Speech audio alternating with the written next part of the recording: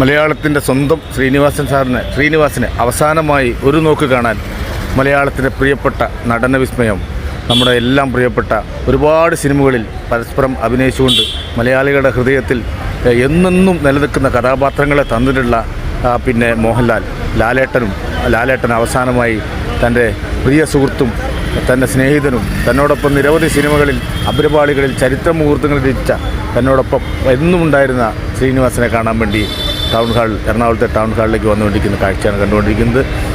അതെ, മോഹൻലാൽ സാറാണ് ഇപ്പം നമ്മൾ ശ്രീനിവാസനെ കാണാൻ വേണ്ടി എത്തിക്കൊണ്ടിരിക്കുന്നത്. ദാസനെയും വിജയനെയും ഒന്നും ഒരിക്കലും മലയാളികൾ മറക്കില്ല.